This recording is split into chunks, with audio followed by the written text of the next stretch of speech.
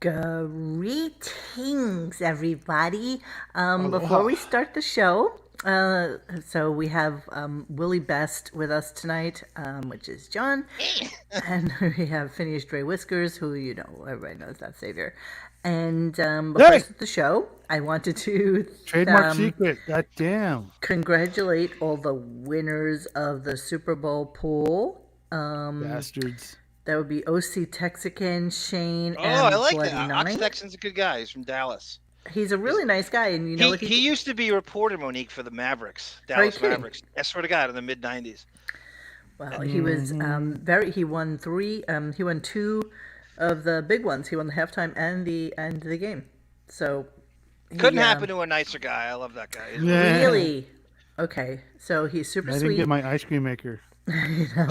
He's super sweet, and Bloody Nine won as well, that's what they all say. Which was great, and Shane won. So congratulations to everybody who won. Go to hell. Thanks for the. Hey, Sara, thanks for the spoiler, friend. I have that recorded. That's what Captain America wants to insult somebody. The worst thing he'll ever say to him is, "Thanks for the spoiler, friend."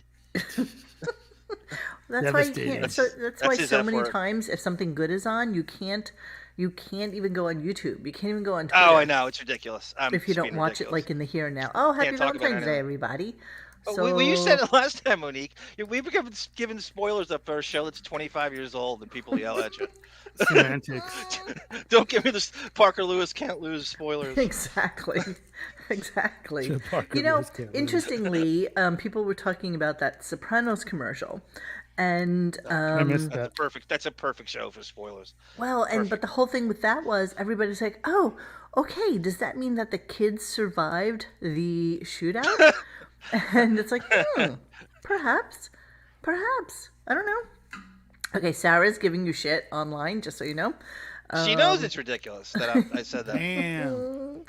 Damn. You know what? She's gonna give you updates. She's gonna give you updates throughout the entirety of the night. Okay, sadly Dennis could not join us tonight. He was going out, so hopefully he'll be tomorrow. But today was a big day for a lot of stupidness. There was obviously a lot of talk about Ivan Reitman. There was a lot of talk about JD and how self-entitled. What? Ivan Drago? Yes, Ivan Drago. And talk about the Super Bowl and again we go back to his mother. So that's kind of where we were at, and it took me again all day to listen to it, but I finally got. Hey, John, were you listening to it this morning at like 8 o'clock in the morning? Not live, no. Oh, because my thing kept going. Because you bumped me off. Yeah, what was I doing? I was like, that's okay. What is he doing so early? Okay. He knows that's my time period. I have an alternative. iHeartRadio, if people get a chance, has some pretty cool stuff on there to stream. It's I don't know why, but it does. It's like free stuff all around. The podcasts are on it and stuff. It's a great alternative if you want to stream. Howard tried to turn them into their nemesis when they came over. Oh, yes. Right. Weren't they Clear Channel? Like, they're censoring the Black Eyed Peas. That one song. Like it says they would censor the satellite radio, Robin. That's right. He had that. I never forget anything. Unless it's important. Says he has tons of meetings. Don't ask. I love when he says that. Don't ask, Robin. Don't ask, but I'll tell you anyway. Yes, of course, when Howie talks about his mother, Sin Lu Hu, he's talking about his own mortality. But you know what? He's in Florida and probably feels like slightly helpless that he can't do more. Not that he would. If he only had the resources. Look, everybody stopped at the same time. Look, listen to the sounds of silence, everybody. The sounds of Kinnison. 100%. What it is, like my mom said, it's that poor me rat level. It's like when you break up with someone. It's like, poor me, I broke. And with him, everything is, poor me, I'm so helpless. Only have, $800 million in the bank that I could easily take care of this situation. But no, I'm the victim. Of course, he's always the victim. He's such a professional victim. He makes his 95-year-old moms. He is literally a professional victim at this point. I don't even. I was saying this to Xavier before. I don't even know he lies so much that I don't even believe the mom stuff. 75% of it, half of it. I it's don't know what 50-50 is at this point. concocted and what's scripted. I don't believe anything he does and says. Listen, Yeah, she's yeah. 94 I years mean, old. why I'm would you? sure. Yeah, Why no, would you? great. Why wouldn't we? But We have no reason to. Yeah. he's 90. She's 94. I'm sure. We're going through the throes of, holy shit. It's almost that time, and I don't think he can deal with it. So he doubles down on mocking her even more. Dude. THROES. You're exactly very right. much. You know what? If you knew your mom was like passing away and you actually really loved her, because some people don't. Let's not get crazy. I know. Waka waka. But think about the fact that he's down in Florida and not by her side. By choice, conscious choice. Of course. He's private. He has access to everything. He has a private jet. It gets him anywhere he wants. $25,000 private jet ride to transport one cat. Yeah. To Palm Beach. He can do whatever he wants. No sympathy. None. I don't care. None. You got and the third not resident. only that, man, it wasn't that long ago that freaking Scott was begging for help with the hospice with his dying wife, and that was crickets. Yep. And so now somehow we're supposed to feel some sort of human feeling towards Howard's He $1 wouldn't billion. even Dude, blurb a fuck GoFundMe. off. That's all he had to do was say, "Our boy Scott, the engineer's been with the show forever and ever and ever. His wife is." That's all he had to do. It would have been. She would have died anyway, but just the gesture would have gone a long way. Would have shut us up. Something, give her a freaking a BOGO for Hardee's. Something, man. BOGO. I gotta keep up with these food delivery. This is an effort of years of grooming his audience to believe his parents are Jewish caricatures that we shouldn't have any feelings for. Yeah. That is true, but it didn't start out that way. And I think so. Who pinpointed that last week though? With no, not last week. Week before maybe. With what's his face, Cooper, who used to come in all the time and always talk about his parents and his family and everything. What's his name, guys? On the show or in our chat? The comedian. No, the comedian that used to come on and talk. Dana Carvey, David Spade. No, and have fights with his family all the time. Oh, Pat Cooper. Pat Cooper. Yeah. Okay, right. Oh, that's right. And somebody had said that he took that whole shtick from Pat because the whole family dynamic thing was so. Yeah, You're right. Somebody in the chat said that. You're right. It's a little bit of Letterman, it was a little bit David. of Pat Cooper. Yeah, that's exactly what it is. So then he decides that's the shtick he's going to stick with, and you can't put that, Once again, it's lazy radio. Yes. Well, he's the king of conflation. Even I sent you a clip from the Robin Williams stuff. He literally made up a story. He made up a story about interviewing Robin Williams, which I was very proud that we uncovered. That we did a show on that, like 3-4 years. Very underrated show. People should listen to that. I really like that show. We did that. He made up an interview with Robin Williams that never existed to sell a book. And he made up stories that you can't. When he did that, you cannot trust anything he says. That's the lengths he'll go to the line. If I remember correctly, they kind of had a little tiss, and Robin's basically told the Howard Stern show to go eat a dick. Well, did you know he actually sent a message on that birthday bash? They got Robin Williams to. It was one of those interstitials. Oh, really? I don't know if you saw. Yeah, Monique saw that, but I don't know if she remembered it. Yeah. Nanu. Yes, Robin Williams unfortunately is unavailable for comment. All right, so we have a lot of clips for tonight. What is that post by Beth Lilly's? Conflation is my best friend. What is that? So I picked a lot of clips out today, and then John supplemented it with some other stuff with Ivan Reitman from back in the day, which I just started listening to, and I was like, no, I'm going to leave it until I can hear it for the first time, because they sounded like old clips that would, of course, harken back to Ivan, I guess, before the movie. Well, I also sent you the clip of the Valentine's Day karaoke. Those two. Close to you. I still have that. The Skeleton Twins did. You actually, I just gave you a cleaner version of it, and the lead up into it, just a little more dialogue of what led up to it, and the day of, and it's long, Whiskers, but you can skip around. Whiskers, can you put this in your back pocket for later? Are you reading? Yeah, man. Actually, I was looking for it. I'll text between the million back and forth. Steve Z, you kid? Steve Z, that is exactly what he's thinking. That's the real guy. I don't believe for a second. You are spot on.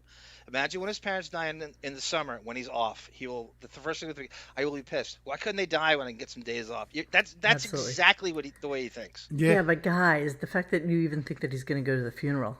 I mean, seriously. No, that's why he wants to keep him alive, so he doesn't have to go to the funeral. Like I said, That's why he has 15 doctors working on him. They will wheel in the 30-inch monitor, and they'll hit play. Zoom. Yeah, exactly. Well, it won't even be Zoom. Come on, you expect him to actually do it live? No. Well, he's pissed off because I think a lot of us have been to funerals and wakes during COVID where either no one was allowed to go or it was so closed off that you had an excuse. Someone like him could have an excuse to not go. He wishes COVID were stronger right now because he could use this as an excuse to not he's gonna have to deal with anybody. Reality soon. Yep. COVID will be lifted, and he'll have to invite people and be around people, and he can't duck this.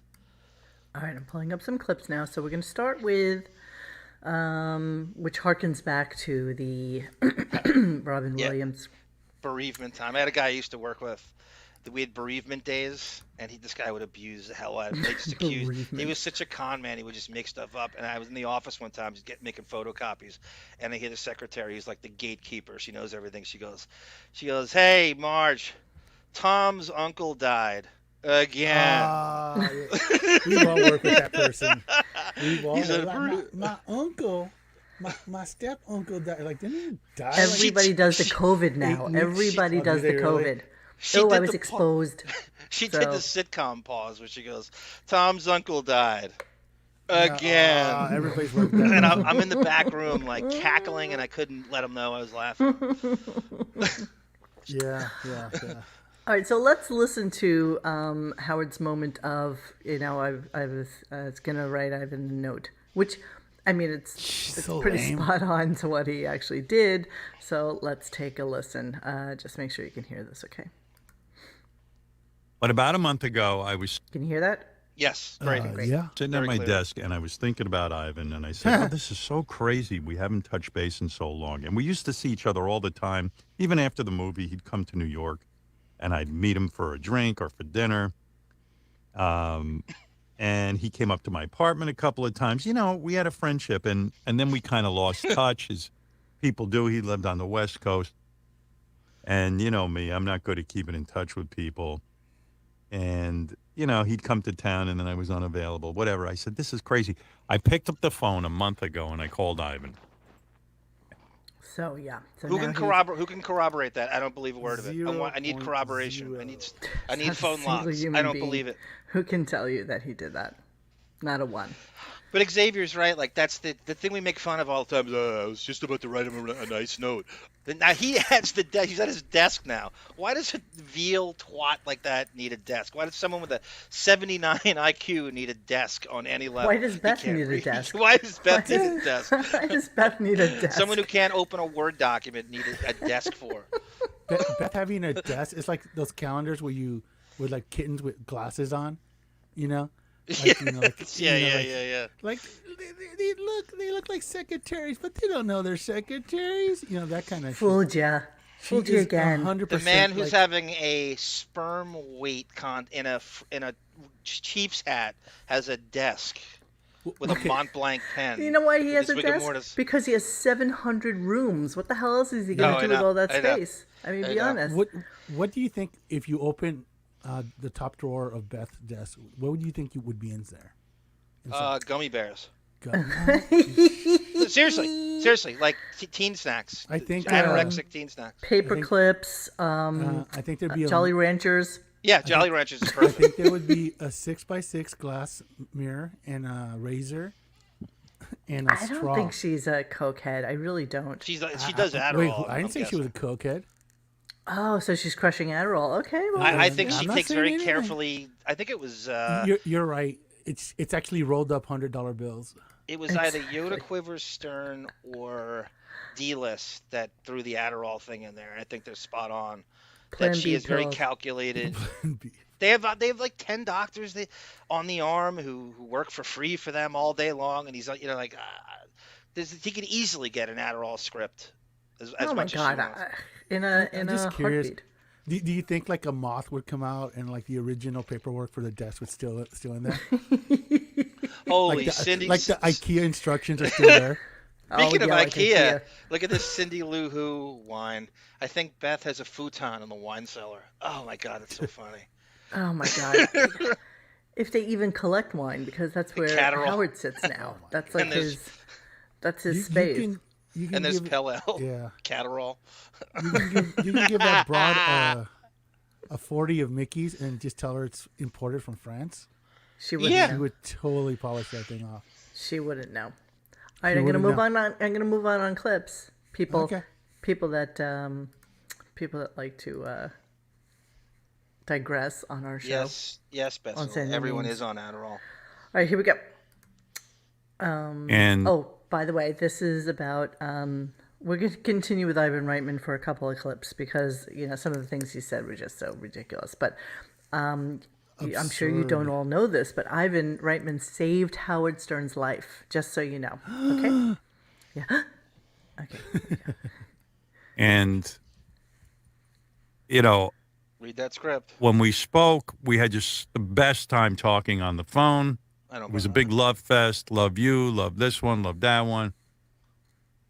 And, I felt so good about touching base with Ivan because I never want to be out of touch with the guy because I'll tell you why. I'll tell you why. This guy saved my life.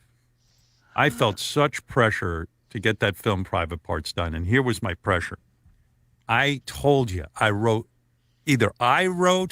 or I wrote with or had other people write a script for Private Parts. 21 different opportunities were taken to come up with the script, and we couldn't do it. I wrote one of the scripts with another guy one time. It was all based on my father and our relationship and our blah, blah, blah, blah, blah. It was a piece of shit. And I wrote it. So now he starts digging deep into like his memories of Private Parts.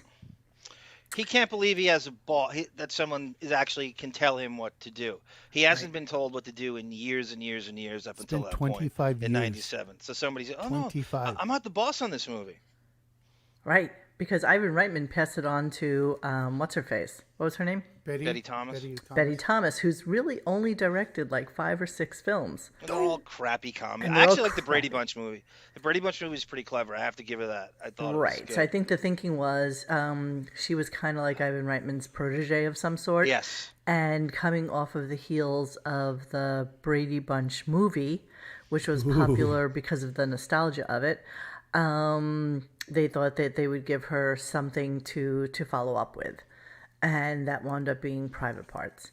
But you can also thank Ivan Reitman for planting the delusional thing into Howard that he's anything more than a radio host. He has failed in every other medium, TV, movies, over and over again.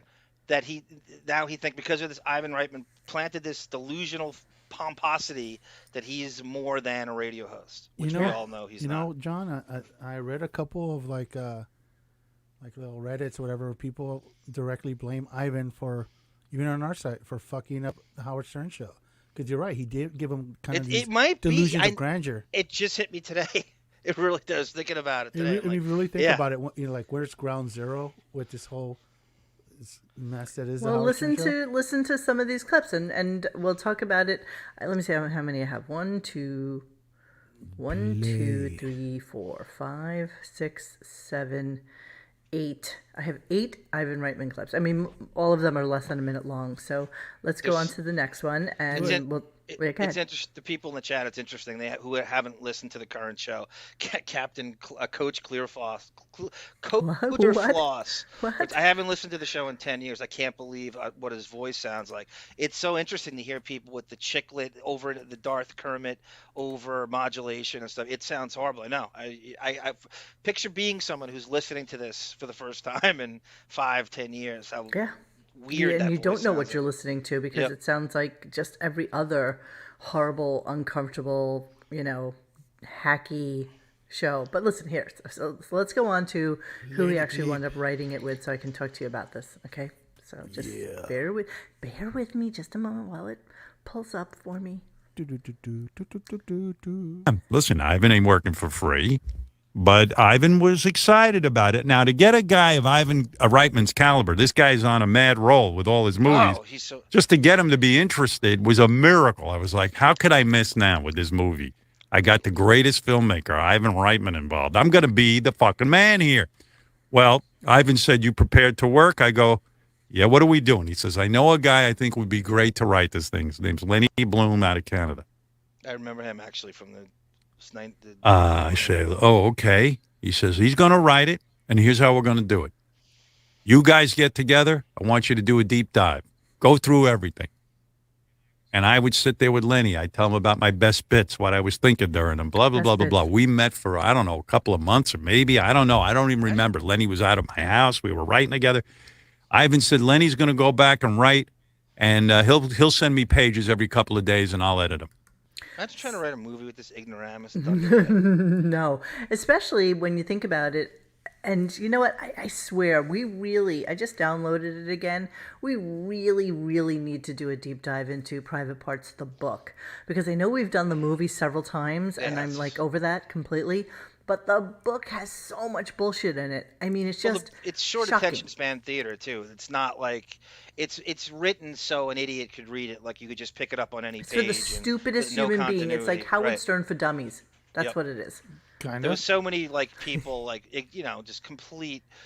some men heads that would say, the only book I ever read is Private Parts. You're like, well, I'm proud of you.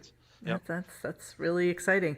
That's why it has pictures. It was done in like a 0.15 font, so it was, but it was it was a huge book. I mean, let's admit it. It was big at the time, and I've come to decide that again, 90% of what's in there is all bullshit. This is all just a made-up history, and the reason that they couldn't write a good script with it is because there was no follow-through to those stories. So, if you start to talk about how black kids beat you up, in your hometown, and there's no follow-up to it, like, that's his story. That's his go-to. It's not like he'll talk about it and then like 2 weeks later they came after me, or then like, when I went to school the following day. There's no follow-up at all. It's just the story. The real book is the Paul Colford biography we've gone over a million times. The unauthorized biography. He was thoroughly researched. He was a Newsday journalist, and he talked to people in his life, the people who have no reason to lie. They're giving you exactly what happened. He, as you know, is a pathological liar. You can't believe anything he says. That's the real book. If you want to know his real life, that's the real book. I recommend that 1,000 times over. But this is more storytelling of his life versus interviewing people that knew him throughout his life. But it's not even in continuity like that. It's like random musings. Let me name my least favorite comedians on a list. And it's Ratso Sloman's scatological. Right. So you bring in a Ratso Sloman who is going to be a little bit on the dirty side and a little bit on the naughty side, and that's what you come up with. And I think that a lot of the memories that Howard had back then are really not what he started out with talking about. Like, Benjamin used to always say it was, when he first told the story, it was Polish kids beating him up and not two black kids, but it sounded better. Well, if you notice, nobody ever corroborates. There is nothing to corroborate. There's no we had the good rabbi in. Although he did corroborate that something. They had his father had porno movies on eight reel film, and they used to watch them down in his corroborate basement. That him and his doctor buddy used to jack each other off. Yeah, exactly. That story I would believe because he's still alive, so he could refute that if he wanted to. Exactly. But he didn't. X-Nay on the act jack play. Yeah, but somebody beating you up, who's going to prove that? Right. One way or the other. Did I say beating you up? I meant beating you off. Exactly. Oopsie. Because I mean, all those. Yeah, because you remember that history of Howard Stern that was like ran for the first few years. Yes. Yeah, it's pretty good. It's actually some honesty leaks out. One person that could say, yeah, he got the shit kicked out of him. Yeah, not one. There is nobody to say that. he'll tell you though. Even Matt goes, well, everybody I ever dealt with is either dead or in jail. So once he puts that out there, you can't. If you just think everyone's dead or in jail, you're not gonna even And that's not true either. try to ask anyone. Well, of course, it's not true. None But of he that didn't is go true. to. But he didn't even go to high school in Roosevelt. No, he went to did high not. school in Rockville Center. And who lies about their high school in a movie? If we did, you know how killed Howard. you would get from your immediate circle. Again, if you that's lied why about the something- high school you went to. That's why something like Howard Stern, the high school years, could never be That's exactly right. at full fruition. That's a great because point. none of it is based on any kind of reality. I mean, I tell stupid stories on here all the time about stupid things that happened to me in school and whatever. And there's continuity to Yeah. it because it did happen. But when you make something up and you can't follow up your lie with another lie, that just makes it a stupid, hacky paragraph in a book, and that's it. So there is no continuity to Howard.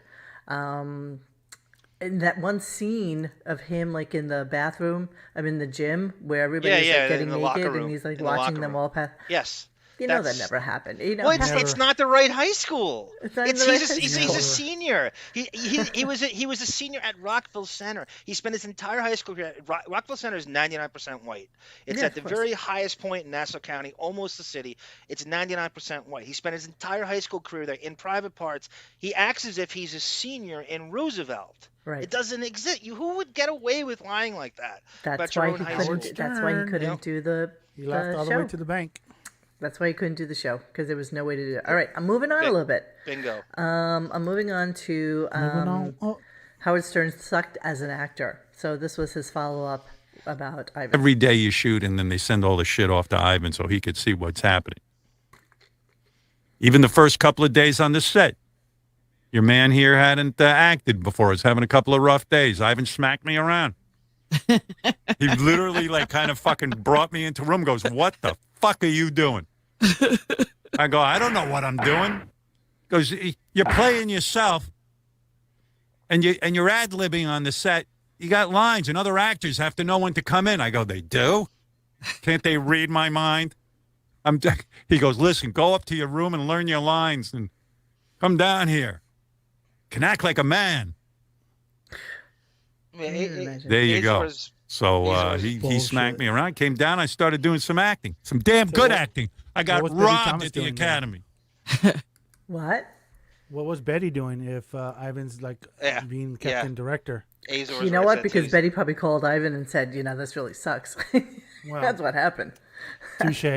And I'm sure he was putting his name on this Drek, so I'm sure he needed to see the dailies. I'm sure that had to happen. So you're you telling can't me even that the- play yourself. So What you're on saying earth that- is? What future do you have in movies? None. Go Xavier. No, so the guy who did Hotel for Dogs had standards. Is that what you're saying? Yes, that's exactly right. Damn it. Yeah, They yeah, all yeah, peaked yeah. back in the late '90s, early 2000s. So are you saying that the guy who produced Mummies Alive cared about a product? Okay. Is that an animated series? I have no idea, have but it's no it's idea. his What are you looking at IMDb? Yeah, that's an animated I series. have his IMDb I can't believe shared it, bro. right now if we want to. Okay, well, give me a few more clips. I shall and then not. We can do that. Oh, you shall. You shall. Shan't. Damn it. Shut. Shan't. All right, this is about Reicher. I was racking my brain trying to figure it out. And so many talented people and the movie studio who was putting up money for all these drafts was saying, they bought the book, Private Parts, and they wanted the movie rights. And they go, listen, man, come on already. You got to make the movie. It was Reicher Entertainment. They wanted a hit movie. And they were pressuring me, come on, one of these scripts isn't good enough for you. What is with you? And my agent, Don Buckle, was like, Howard's not happy with the script. And my agent got me script approval. Thank God, because they would have made any one of these shitty scripts. And then at some point, they were threatening me. We're going to get Jeff Goldblum to play you, and you won't even be Howard Stern. And I said, you got to be kidding me. He's not a perfectionist. He's trying to give you this humble brag that he's a perfectionist, and he doesn't want to work. He doesn't want to do it. Yeah. He loves the announcement as he loves to brag about. He doesn't want to do it. And he loves so he writing pretends credit, he doesn't like but this. he doesn't Yes. want to do the work. He wants credit, like Son of the Beach. I think he worked on that a half hour in his life. So Yeah. So you think that the low budget studio production was gonna spend money on Jeff Goldblum? Is that what you're saying? Well, the budget I forgot my is readers. There's no way they would have afforded him. None. You guys chat. I forgot my readers. I'm just sorry. tinkering around over the years. The budget for that is about $30 million. It wasn't The movie wasn't he pulled coming in off of Jurassic Park around that time. So you mean to tell me they have the scratch to pay him? No way. It said that the budget's $30 million, right? We cannot find out what he got for the movie. The movie pulled in $41 million. All it made was domestic money. It did nothing internationally. So you know as well as that. Apparently, do movies have to make double? So if the budget's $30 million, they're satisfied if they make $60 budget million. times a half at least to break even. And then the promotional thing is even on top of that. So they lost so much money. You spent a ton of money on advertising. And when we say on here all the time, I think Howard sold himself. I think one of the reasons the movie even got made is Mr. Huckster Salesman told Reitman and everybody at Reicher, look, I got this radio show with 2 million people listening, which they're not going to look at the ratings. I will promote the shit out of this for 2 years straight. And it will make that money back. I guarantee you, my fans, look at the book sales at Miss America and Private Parts. We're gonna make back 6 times what the budget is. I guarantee that's how he spun it. To him and Buchwald to the studio. The time period which it was released in, that's when like the studios just dump movies. I mean, you had Jungle to Jungle, and then that came out the same day. Yeah, and Donnie Brasco came out. The other thing you had going on was all the special editions were coming out. Which were actually doing really well. Which he's such a pain in the ass. Him and Buchwald and all their bullshit. They couldn't even get a Blu-ray. They couldn't even get extras made. Dude. On a Blu-ray. When every other movie around it did, it was them playing hardball. I want 3 times the money for. Even like the Pauly Shore movies came out during the summer. For yeah. Sake. That was February. Private Parts came out in. Hey, buddy. So I went onto Wikipedia to look at Reicher, as we've done before. And I saw that the guy who kind of picked it back up, put it back on its feet, was a guy named Keith Sample, I think is his name. He runs a tight ship. And I did a little deeper dive on him and saw he had a website. And so I emailed him today, asking him if he would answer a couple of questions about Reicher and what it was like working with the people from Private Parts, and in particular Howard. So we'll see if he writes back to me. It'll be interesting to see if he comes back to us with some conversation. All right, so I'm going to go on to the next one because this is Ivan was so proud of what Howard ultimately did in Private Parts that this was the feelings from Ivan. And again, none of this can be quoted. I knew Ivan liked the finished product when he said, damn, I should have directed this movie. He was jealous a little bit. Said that. And he said to me, I'm putting my name on this movie. He didn't have to put the name Ivan Reitman produces. He saw it. He said, Jesus Christ, this is a fucking great movie. I had one experience of him being in a room watching different pieces of the film with a bunch of other behind the scenes people, and after they stopped watching, somebody said something and another person said, he goes, look, this is the movie. And he put it all together for them in seconds. Yeah, he was and they brilliant. were like, "Oh, okay." He was amazing like that. Yeah, explain that to me. It means he's got too much to do. It doesn't mean it's good. He put it together just like that. What a storyboardist! I can put it together too. He's just a whiteboard magician. He just knows everything. I don't know. I found it insane. You know what I love? By the way, how is this eulogizing Ivan? He's just basically. It's not. It's all about him. He's talked about 1,000,000 times. Have you ever seen Ivan just died. Have you ever heard somebody sound so jovial from someone they're so close to? This is really good to talk about Private Parts again. You're not supposed to. He sounds right. He's just exactly like it's the best thing that's happened to him all month. Yeah, there's not a single shred of remorse. in this, and even talking about his own mom. It's just this sociopath never leaves him. There's no such thing as a eulogy. He sounds so jovial all the time. Exactly. Melvin says Private Parts was the first portrayal to loyal fans. Stern could have made a raunchy free speech movie, but chose not to and made his work a complete fiction. It was the birth of Hollywood Howie. Yeah. Very true. Yeah, pretty much. Very, very, very true. I have 2 more Ivan Reitman clips, and then we can talk about anything you want to for a little bit. But I did want to talk about Jason Reitman because I found both of these clips to be extremely amusing, just in terms of his feelings about Jason Reitman. And I'm sad for his family, too, his son. His son. Yeah. His son's a big-time director now, Ivan's son. Jason Reitman. He's been nominated for an Academy Award. I think. Has he? I'm trying to think. Did he win one?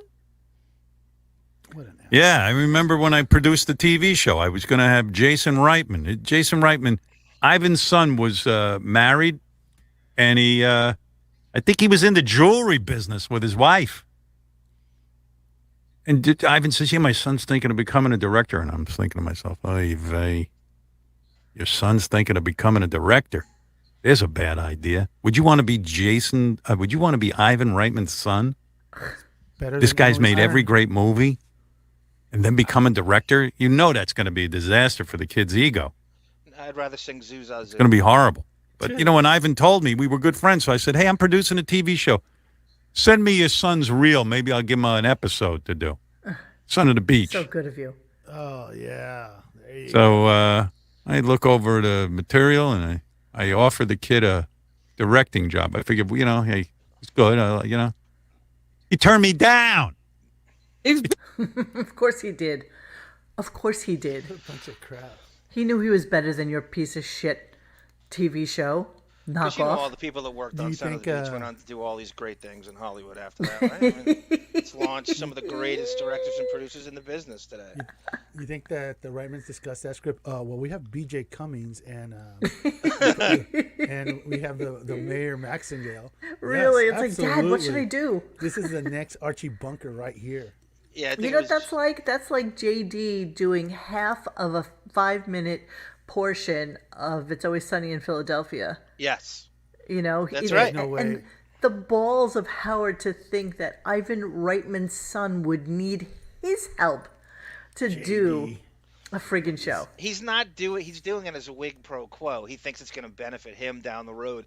If he throws Reitman's son a bone, it means Ivan's going to use him again, which he shouldn't have in the first place. But that and Ivan Reitman's son would need him anyway. Yeah. Is the joke to me. Let's finish off the clip though, because this is pretty funny. Let me just knot this bow. So hang on a second. It's a coming. But your son's trying to break, I said, I was like, Ivan, trying to give this kid some nepotism, trying to do a payback here for you. He goes, that's my son, he doesn't want to direct that. Sure enough, his son turned out to be a brilliant director, and of course he turned me down. He wanted to direct Son of the Beach. Yeah, he's been nominated several times. He didn't want to be part of Son of the Beach. How dare he? If it's such a show, why'd you do it then? Baywatch. It's a goof. It's a goof. It's a goof. Give the money back then if it's a goof. Give the money back. Yeah. Well, it's a goof. He had nothing to do with that show. Like nothing at all. It wasn't his. Didn't he bang the black girl? Yeah, well, he tried to seduce her. He did a Weinstein. He literally did a casting couch Weinstein. Yeah, you're right. Brought her up you're right. It's exactly what Harvey Weinstein's accused of over and over again. Same move. I never watched Son of the Beach.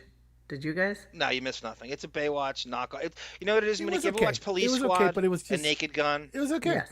It took that formula of the parody of it's exactly the rhythms of a Naked Gun or a Police Squad. I don't know, but I always felt like it was cheaply produced. Like it wasn't really something super low budge. Super low budge, right? Like so Channel 9 material. Like I'm not even necessarily sure that it had a budget more than like $100,000 an episode. I'm going to say that he got that gig because he did exactly what he did with Private Parts. I think he went to Fox and said, I'm going to promote the shit of this on my show for 2 years straight. Of course. That was and the that's lure. the reason he got. Tom Chiusano called him out. Chiusano came in there once and said, no, FX, you're going to pay us advertising. You're not talking about it anymore. And they lowered the boom on it. It's a really good fight. Yeah, I gotta upload that clip. I don't think you've ever heard that one. Hey, get this. We're going to do a show where it's a lesbian mayor eating clams. Do you get it?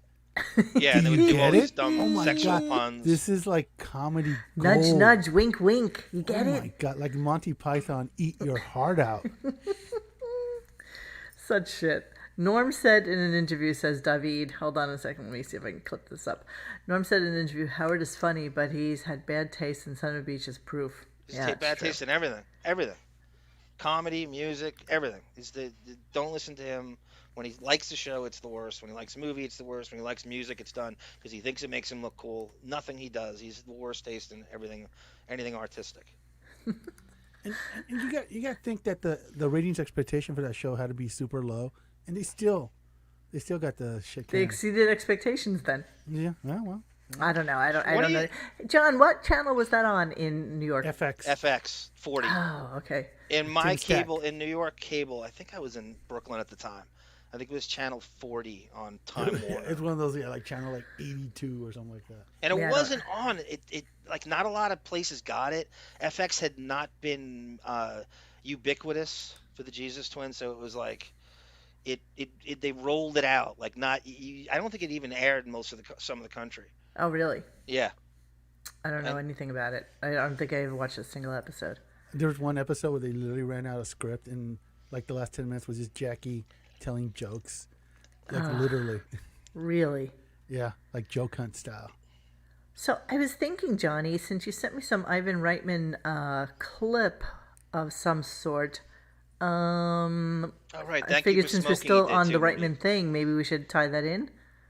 Well, well, that'd be great. I just want to say one thing. I feel so good for Billy West.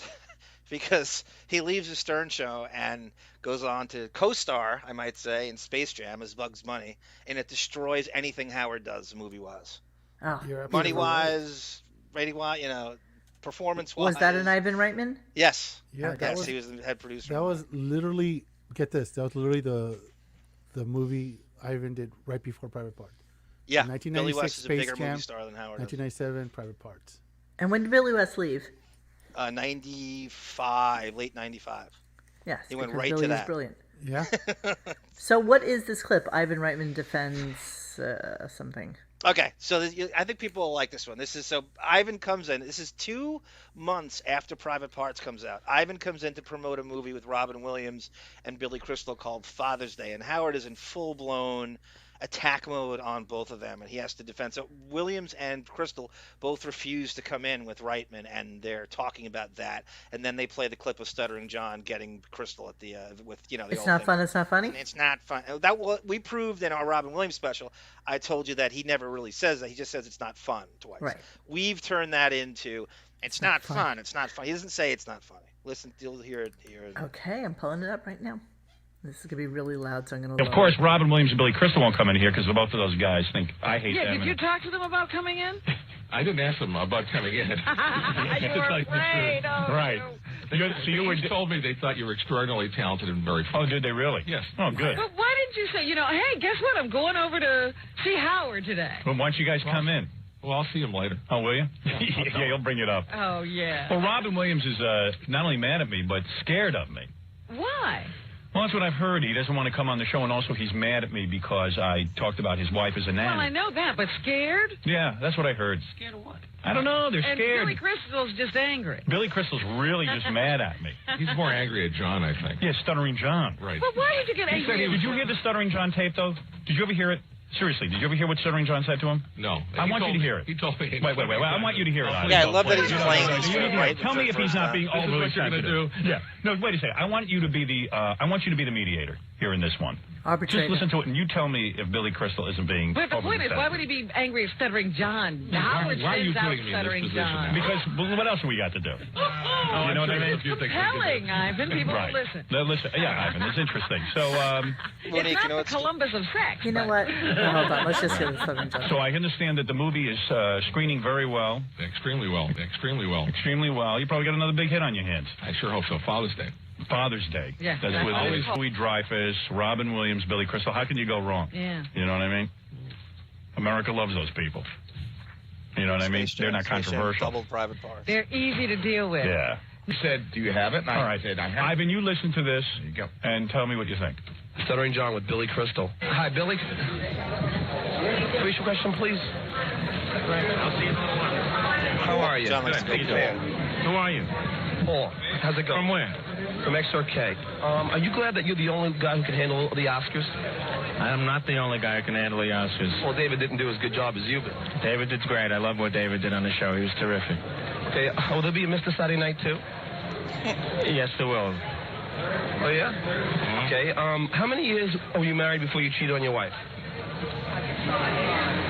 So you can take this to Howard, right? And you can shove this right up Howard's stupid ass, okay? Well, you don't like Howard anymore, Bill? No, because Howard dumps on me all the time, and, you know, it's not fun when you have a thing like this, okay?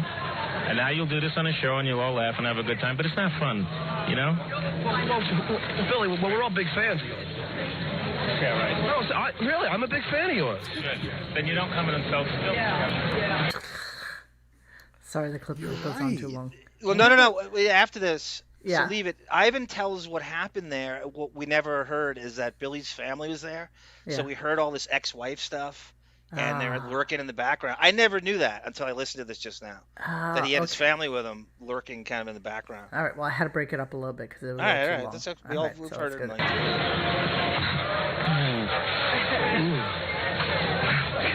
Now you know why he doesn't come in from the movie. Oh, man. And what do you think of that? That wasn't really that bad, though. Well, I asked him about that. Yeah. In terms of what happened, he said he was so nervous. You know, he's going to the premiere of his film. You worked on it for a year. Right. And some goofball comes around and tries, asking.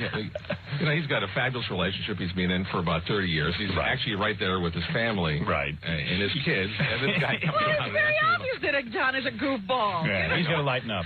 No, what happens is you don't. bullshit. And here's a guy who's extraordinarily funny. He's probably one of the fastest guys on his feet. He's very fast. In terms of doing something funny, but he's nervous. He's not.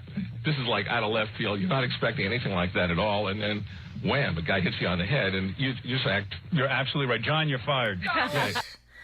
Oh, Tiger Lily, absolutely. Billy Crystal is totally an asshole, but so is Howard. And if you did that to him, he's got a gag order about his ex-wife now.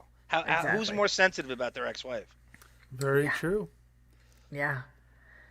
But but that's on him talking about her. Nobody else really wants to talk about your wife. See, he forgets that nobody gives a shit about Allison and, his... Only because he's so sensitive about it. We'd probably drop it if he didn't have a gag, because we know it's so forbidden fruit. Telling people not to talk about that is like telling people don't press that red button. Whatever you do, I'm going to leave right now, but do not press that red button, And half of everybody just goes, He's got gag orders on grandchildren. There's nothing he doesn't have a gag order on. He's more sensitive than Crystal in you can't every talk about way. me. That's hit all. the nail on the head. Is that he is brittle, and he busted balls for so many years. But it turned out that he's like the biggest pussy when it comes to taking it.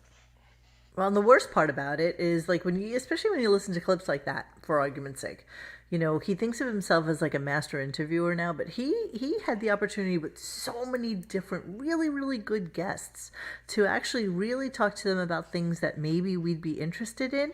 Yeah. And he never took it there. He never gave them a chance to actually talk about things. I love that he interviewed Robert Plant, the guy who's literally has turned down hundreds of millions of dollars to tour, and one of the first things he asked him is like, "Oh, what about the money?" If you knew anything about Robert Plant, he literally is leaving $1 billion on the table because he wants to do his own thing. Right? And you're going to ask him about money? Well, the theory is he's getting some of these guesses because he won't go there anymore. So he's agreeing to this thing where he's getting a probably publicist questions back, and he's agreeing to this. Now, Publicist. yes. Now, That's what I'm saying yes. now. I'm saying now, yeah. Yeah. But back in the day, when he had somebody on for an hour or so, you know, he would talk about himself for half of it. Then he would talk about, like, you know, some stupid shit, mostly like Saturday Night Live or something that he wanted to talk about. He would never let them give an answer. He would never listen to the answer, and he didn't care. That's so funny. He He really would. He would Well, talk about I mean, himself for 40 minutes. Since we're at private parts, remember, like, he did the weekend update on SNL during that whole little tour de force. Yeah, that was Norm. Right. He self-admittedly there was a gigantic pussy. Him and fucking Ralph just hid in the dressing room until it was time for him to go out, because he had been shit talking the SNL cast for constantly. years, and like rather than just go up there and like Norm Macdonald style and not give a shit, he hid like a complete pussy. Wow. They're showing on the box office stats. Private Parts is ranked 53rd in 1997. And Brasco was 52, which actually made money internet. Yeah, same day. That's amazing, actually. Same day. All right, so I'm going to move on a little bit, and I'm going to talk a little bit about his mother and how, you know, Howard's trying to, you know, GTD his mom and make sure that she gets what she needs. So let's listen to the first clip about, you know, him still being upset, of course, because his mom is, and none of us know what's going on with his mom. I guess we could like surmise. And from I don't some of these believe clips. what he says, and it's. I mean, I believe that this is happening, but I think that he has such guilt associated with not being there that he has to talk about it. I don't believe a word. Whose mom is in good shape at 90? What are we supposed to do? Not in a name. Nobody. Anyway, now let's get to Super Bowl. Even though I'm bummed out, my mom's still not feeling good. I can't get. I had to work. Ronnie called me over the weekend, but I couldn't even return his call. I'm on the phone with doctors 24/7. Jesus Christ. Yeah. Okay. My mom is miserable, in pain, and they're working on her. I was on the phone with Dr. Agus and about 5 other doctors. I've been asking him for some help. He came up with some great ideas, but so far my mom's, you know, still miserable. Did you call your weatherman? I'm just curious if you were able to call everybody. Isn't he like a doctorate in meteorology? I'm sure he would know. He called Dr. Ross, George Clooney, on ER. I'm going to just continue with 2 more clips there. Both of them are less than like 30 seconds, just so that you can hear the rest of the mom thing. I mean, I feel like the biggest asshole, but I got on the phone on a Sunday on these guys. I was bothering Dr. Agus. I was bothering another doctor. I don't know if you want his name on the air. So, you know, and I had him on the phone, and you could just, when they hear me, they're like, oh, hello. No, boy, here he is. Gonna save his mother. They should do what you do to Ronnie and not pick the phone up. Just let it go to voicemail. Exactly. I wish everybody would treat him like he treats everybody else. That's exactly right. All right, last one on the mom. Listen to Robin. Okay, so now his mom's in pain. They don't know what to do for her. Last week they were trying to intimate that it was like it all in her head, you know, that she's not really in pain. She's not really this is 95. she's 94 years old. It's like, but yeah, it's all in your head. But listen to Robin, because she knows so fucking much about, like, you know, how to live your life like here we go. in a great and healthy way. Just listen. Is she up and around? You know, that's a good question because, with the physical therapist, she gets, you know, she's got the walker and she's walking around, but she needs to do more walking. And I told her that last night. She goes, ah. And I go, okay, don't do what I do. People don't realize that it's, if you start gotta move. Really pushing yourself, the pain goes down. She's 94. She was born in 1928. What the hell are they talking about? Abe took us goes, literally Dr. phones Agus can were cure barely death. a thing in 1928. Like, I don't think was a Model T invented. I know. She predates. What year was it? Well, I mean, I'm just guessing. Like, if she's yeah, you're right. 94, 1928. Yeah, I'm just adding 6. It's the magic number. I mean, think about it. Like, they were still using telegrams. And he's thinking his shit's in her head? What the hell is wrong with him? Know. Okay, 1928 events. Here we go. Oh, no. Electricity invented. Flash. Exactly. Hey, you. Significant. Stop giving me the business. Oh, Okay. David's so right. I was thinking this the whole time. David writes, listen to Howard and Robin giggle like they're talking about bagels or something. Yeah, I know. totally. That's a sociopath. That's what we're supposed to feel sorry for him with this Lazy rap. radio. That's all it is. Yeah, this rap. Okay, you ready for what happened in 1928? Tell me. Cartoon Babe Ruth star born. Mickey Mouse appears in Steamboat Willie. Hold on. You The go. world's first trans-Pacific flight. Alexander Fleming discovers penicillin. Dang. Charles Lindbergh receives the Congressional Medal of Honor. Racist. Nazi. Let's see. The Boulder Dam Project Act is passed. She is older than the Boulder Dam. Dang. That's being older than dirt right there. Yeah. Italian dirigible Italia is lost while trying to reach the North Pole. Zeppelin. Yes. Come I on. love it. Call it what it Dirigible. is. Good dirigible. Dirigible. Dirigible. So yeah, those are the things. Oh, the humanity. Paul Pedro Flores, a Filipino immigrant to the United States. Wow, who knew this? Opened the Yo-Yo Manufacturing Company in Santa Barbara, Wait, California. she's older than yo-yos? On April 26th. Did you know a Filipino on her immigrant head. invented the yo-yo? It's on her head, Robin. Holy shit. Pedro Flores. Wow, that's amazing. Who knew? It'd be like Okay. Flash. Electricity invented. Well, there you go. That's what happened in 1928. Wow. Okay, so that's what's going on with his mom. She babysat Babe Ruth.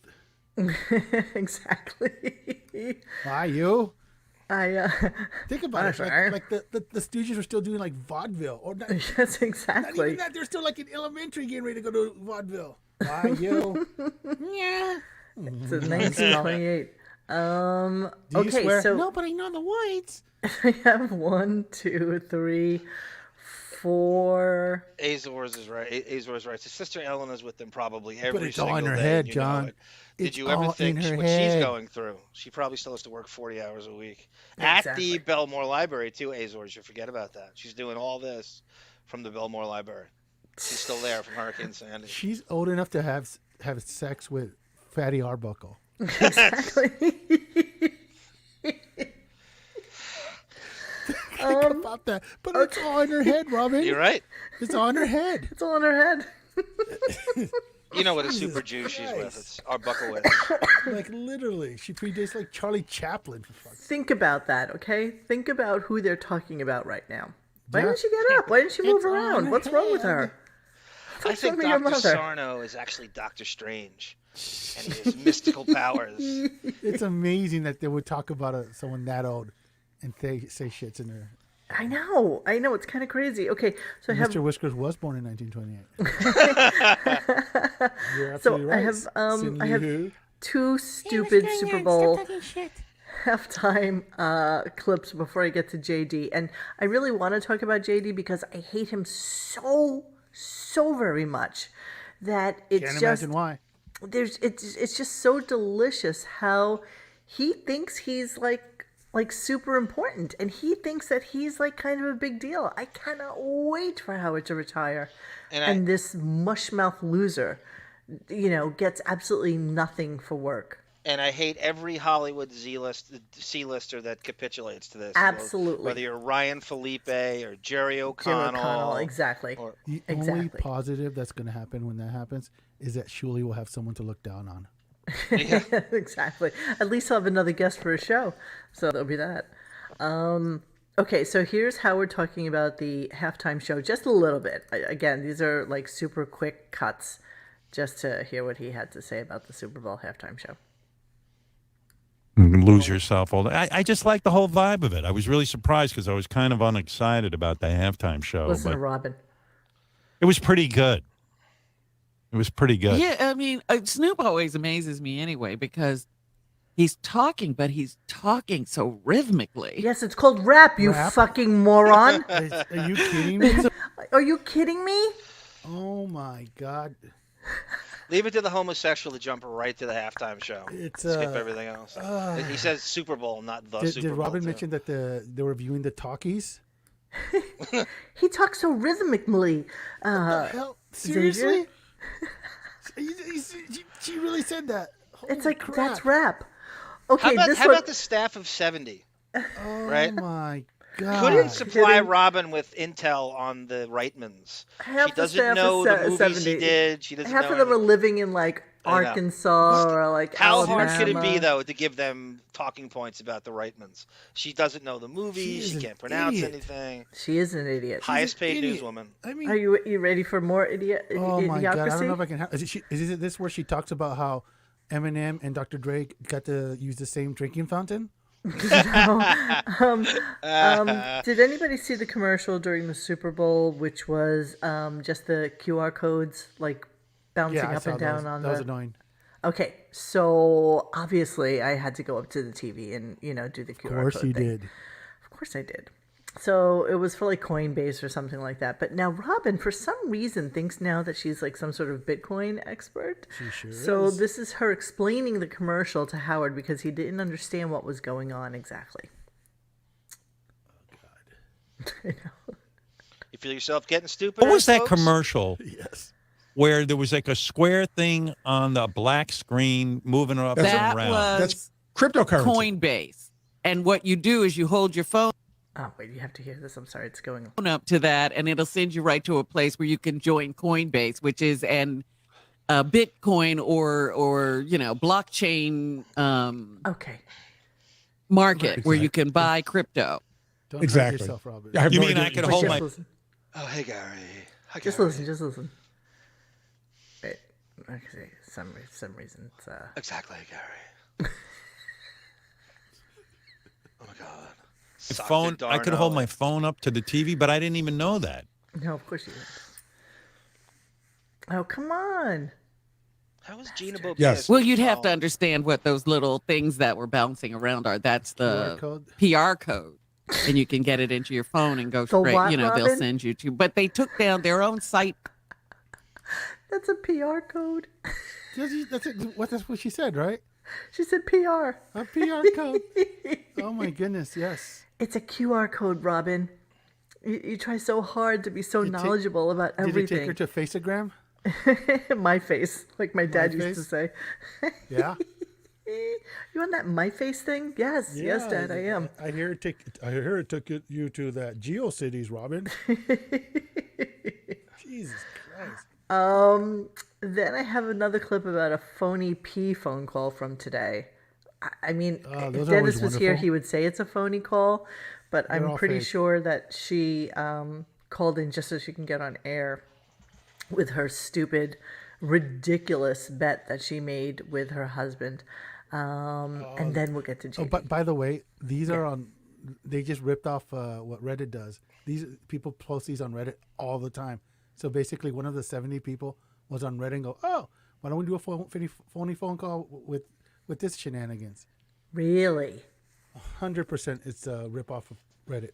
Yeah, I know. There's like one I read all the time. It's did I do the wrong thing or something like that, or was I in the wrong? Yeah. Or something This is like that. And what she they was do some on- really what they do fucked on up Reddit, and scenario. I'm sure this will have to be removed from later, but is people will post, if I get 1,000 upvotes, my wife will give me anal. You know, like stuff like that. So this is literally just a rip off of that sort of shit. Either that or they contact them and say, hey, would you want to come on the Howard Stern show and tell us about this story? Oh, wonderful. All right, here we go. The stupid and the selfish. Those things seem to go together. Nikki, you're on the air in California. Hi, good morning. How are you doing? All right. So I just wanted to share because I was inspired by Richard and JD's bet, and No, you weren't. Oh, God. Sorry, I don't know why, my okay. neighbors I are think probably you're, doing construction. I bet my Your computer husband that committed suicide. the Bengals would win, and if they didn't, then Come on, you guys, I'm so sorry. Every he day could is pee the on me, first day. and vice versa, and I lost. Oh. Let me understand the bet. So Yes. the bet was your husband took L.A. Yes. Right. and It was a straight bet. In other words, win or lose. Not points Straight or anything. bet. No Right. points or One thing any he of knows. that. I think he was more excited about. Sorry, guys. I don't know why it's doing this. Suffice it to say, this is the phone call. I don't even. Itself too, but yes, that's correct. And your husband wanted to urinate on you if you lost the bet. And what were you going to do to him if you had won? Exactly, same thing. Yeah, I'll pee on him. Okay, I'm sorry. That was a horrible clip. How is she pitching this to the screener? Imagine that. How does that conversation This is literally the 70 people No, coming. I know. That's why you know it's one of the one female staff member they have in the back. 100% rip off of Reddit. Oh, I agree with you, Xavier. I think that's a brilliant thought. I bet you they... And you know, so many times when, like, a girl comes in or calls in that's supposed to be, like, super hot, they already have, like, Instagram pictures of her or... Absolutely. Like, know exactly who she is and things like that. So, yeah, they're totally set up. I agree. All right, that's my stupid Super Bowl halftime stuff. That was very edgy, boss. So, let's see. Do we want to talk about JD's fans stalk him? Is JD nasty to his more fans? Fantasy. JD bitching about the Counting Crows at the tailgate party? Or that JD goes into a Just dark play whatever. place? Whatever you want. We will dissect Do we care? it. No, It's all the same shit. Yeah. It's all JD. It's all JD all the time. WJD. And then all these flags started flying at the end, and I'm like, what the fuck is going on? Right. So, and you know, whatever. It was very dark. Was He very goes dark. to a dark place, man. I'm telling you, it's really depressing, and you don't even want to touch him or look at him or talk to him. I would compare it to like bad tripping on mushrooms. The emotions get so You're not really missing anything, I promise you. low with him that it's scary a little bit to me. Did you? So that's what Tanko has to live with. Scary, friggin' angry JD. I How wonder often if do you think she puts a strap on for him? You know what I'm going to do? I'm going to remove I'm going to stop sharing that screen. And then I'm going to close that site. And then I'm going to reopen it. Yeah, here we go. Yeah, that's the ticket. I got this. I got this, you guys. I swear, I promise. Mm-hmm.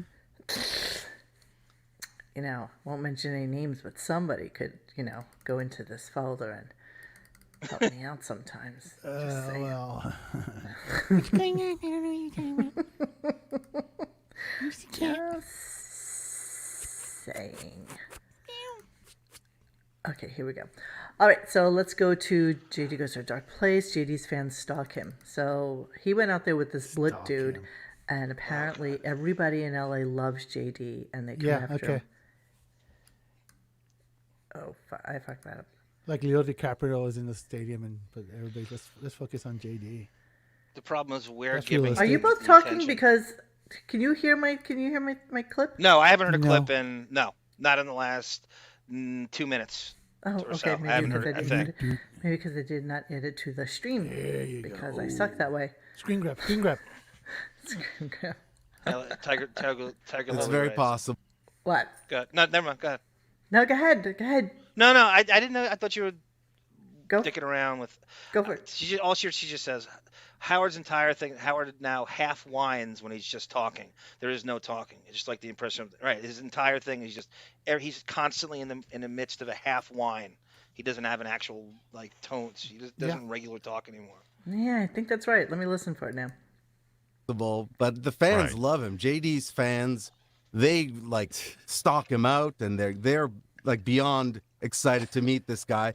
JD's a little nervous at first. He kind of he's doesn't want to stop and chat. He's high and by with his fans, but then when he gets warmed up, he becomes more gracious. So when fans, what you're saying out in LA, people did recognize JD from time to time, nonstop.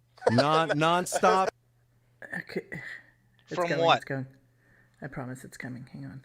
Stop that. People thanked him for his laugh in the morning. It helps me so much every day. People are really grateful. I think JD has such an incredible impact on the Such horse shit. He has Does impact. anybody believe a word of that? No. If you're fangasming over JD, No. kill yourself. Kill yourself.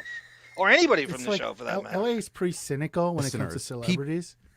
There's zero chance that any of this happened. Where would you recognize him from? What vehicle? Dude, Where? Maybe in a few There's years no he'll Howard be my TV. Uber driver. I know. Thank where you. would Thank you for the recognize $5. him from? There hasn't been Howard TV in 8 years. Where are you recognizing him from? Their videos get 50,000 views at best. Where are you recognizing him from? Dude, it's such horse shit. And JD's trying to be like, no. Bro, if someone like told you who he was, like this guy is on the Howard Stern show, people would go, Howard's still on the air? Exactly. Yeah. Nobody would care. Nobody would care. In an event like the Super Bowl, this awful show is what you're thinking about. I mean, unless where they're hanging out is where those people that still listen to the show are.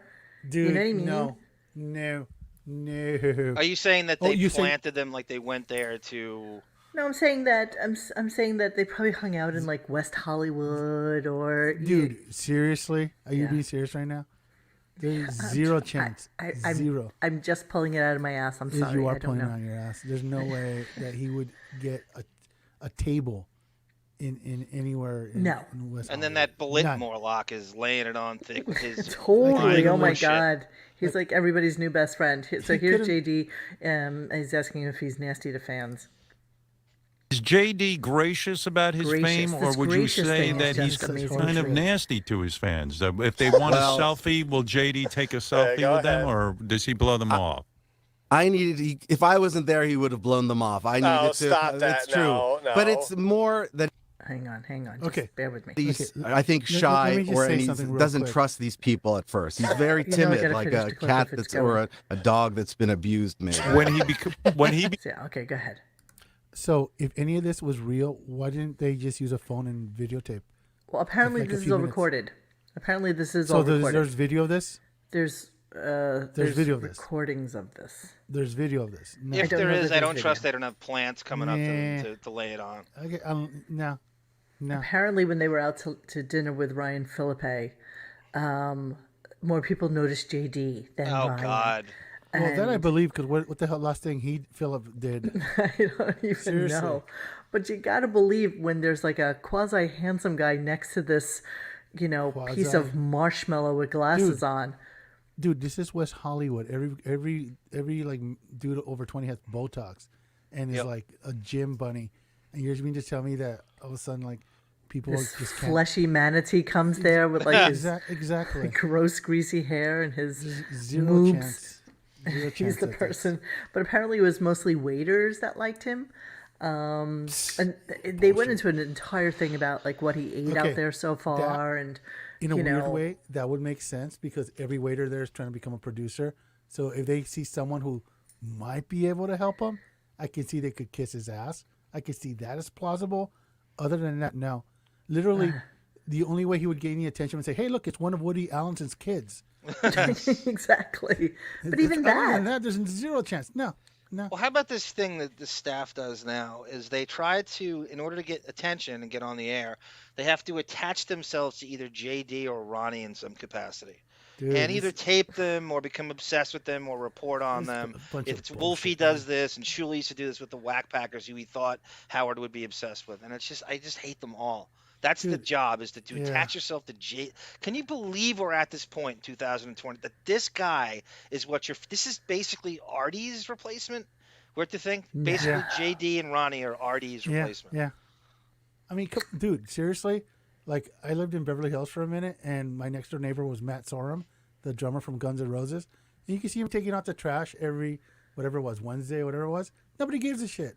So you mean to tell me that the JD would get like all this, like, oh my God, like people get starstruck with that crap, but the drummer for Guns N' Roses, nobody gave a shit about? Bon Jovial's about to one-up you, actually. He lives next door to the Silverchair drummer. Oh. Is he? I'm sure. Does he get a discount when he delivers pizzas to his house? He takes his trash out for him. He just made a video about it. Exactly. Wait, man! You didn't do the recycling and the trash. These bottles need to go in the blue container. He made a recycling song on the computer. This is my last clip, so I'm gonna play it because it's more JD hate. So allow me to hate on it for a second. The problem I have, Monique, is we're giving him attention. I think we should. I know, but I love giving him attention because I hate him so much. I despise the very core of his being and the fact that he thinks that he is actually somebody special. Thank you, Shane, giving back after receiving. You lucky boy. Thanks for giving us our money back. I think Tanko hates him. I want her to tell us what qualities does he have. I don't think anybody on this show has any qualities. I want to know what qualities she thinks he has in any capacity. Shush, Arm. I love hating JD. See? Okay, Steve, you got it. We kiss ass with our fans. I'm a people pleaser. Okay, my last one. So this is JD bitching about the Counting Crows being at the tailgate that he went to, which was like the special party. Also, by the way, JD's seats were all the way up in the 500s, like in the nosebleed seats. So he was a little upset about that. And also, after Baba Booey had told him, "Oh my God, it's gonna be so much fun. There's like this party where all the coaches go to, and there's like tons of stars there.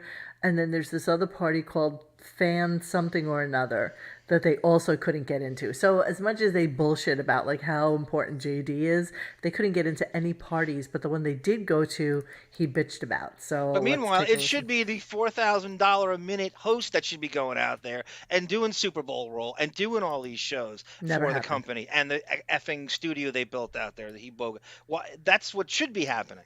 I mean, there's it's actually amazing other shows out there. How is that really it's out Radio there? Row. I know, but everybody goes out. Anyone who's anyone goes. If you really wanted to do a good show, you'd go out there and you'd have a week of shows there with all the people that are out there. That's Didn't what they really do that should once be happening. with Hein and?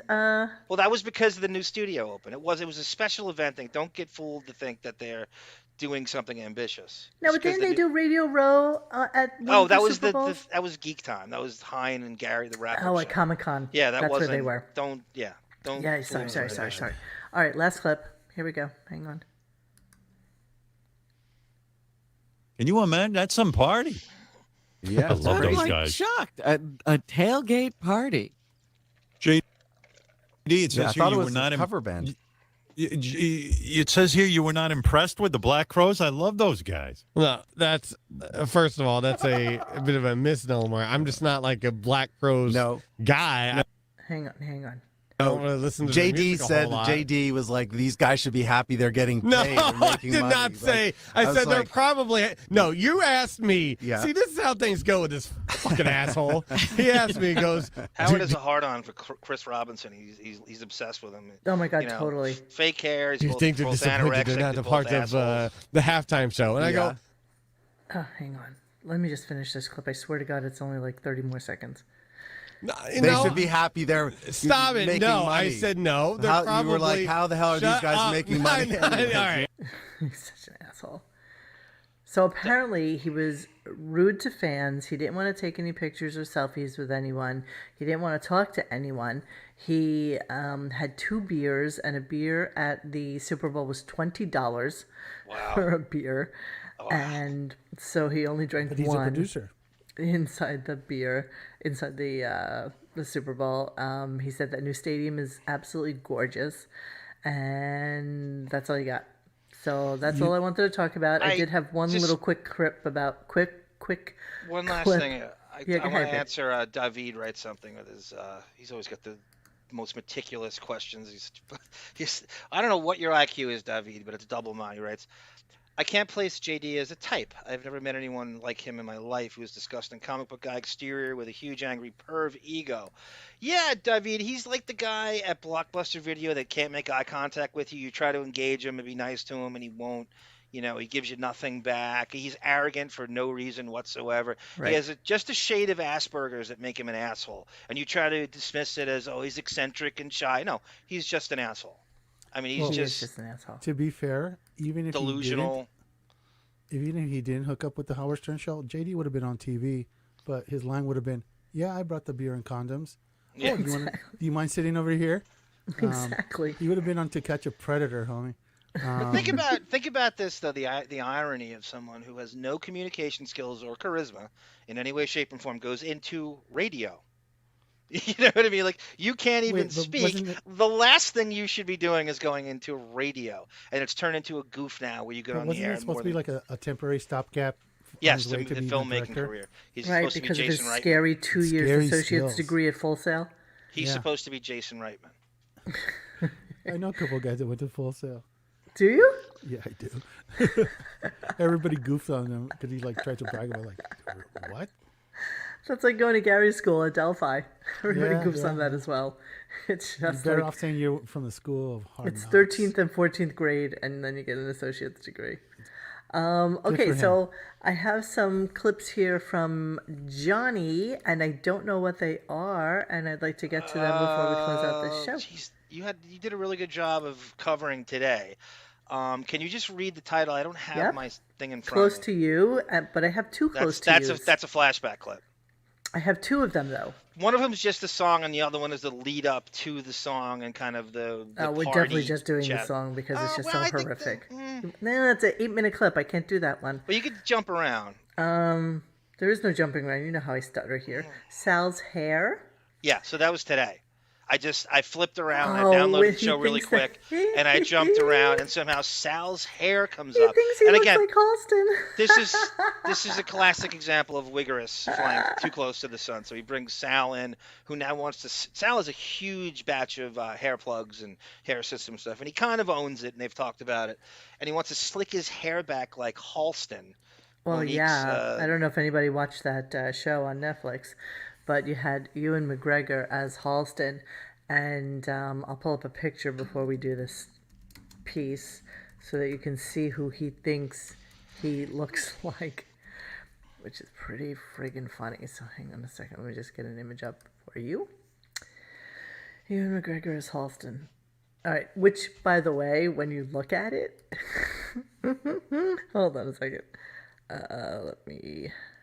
Let me stop my screen share. Let me go back to it. Let me share screen, Chrome tab. Ewan McGregor's Halston. Okay, so if you can look at this, first off, he looks like Dieter from Love My Monkey, Touch My Monkey. But yeah, so he's trying to affect this kind of slick back Halston look. And Halston was singularly one of the coolest motherfuckers out there. So the fact that he thinks that he has any catch to what this guy looked like. But this is all Ewan McGregor, so this isn't actually Halston. So this is all Ewan. And yeah, and it was a fabulous show. I highly recommend it for anybody who didn't watch it. So anyway, that's what he's trying to emulate, correct? Yeah, but I chose to get a little of that, but I wanted to get the clip where Gary comes in and then asks Sal if he's dyeing his hair, and this is classic Wigorous flying too close. This is the last thing Howard wants attention to because it's like Gary's talking to Howard instead of Sal. Right. Okay, so hang on, I'm getting there right now. Add to stream. All right, here we go. Sal's hair. Okay. Question? Here's Gary. Go ahead, Gary. Yes, ask your question. Sure, Gary. I just wanted to Sal, are you dyeing your hair?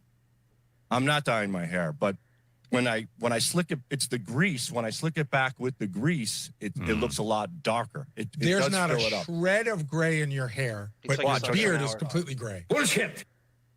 No, he's got gray. He does have gray. I have gray. Yeah.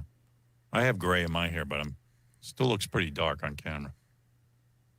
I heard, hey, Robin, so, I hear chicks, Howard, We're gonna chicks change the apparently love Get like out of the there, gray. get Is out of that there. true, Robin? Like the salt and pepper look? Yeah, they think it's hot, sure. Distinguished man is a very attractive man, yes. Yeah, right. Yeah, they love it, Sal. They can't stop I like looking what I'm at asking you. her. She just said my face is boneless, and I'm asking her advice. You know? Forget it. I was thinking of your face. Hey, give me an update on Defile. Yeah, so much for that. Sal on the show. Here's Gary. Go ahead, Gary. Yeah. Okay. What now? Sal's role on this show now, what exactly is it? It's what nothing. is he? I mean, we always go back to this. Like, what do they do all day? Just cashing his check. What are those? Cashing a check. I can't. Just That's it. What? Cashing a What's check. yeah. Cashing a check. All right. What else you got for us? Something from today. What did I send you? That's not. I can't. I don't have the email in front of me. I usually do. Jews and deli. Okay, yeah. So this is a weird. Yeah, you'll love this. I almost didn't want to say it out loud. This is back. Jews and deli.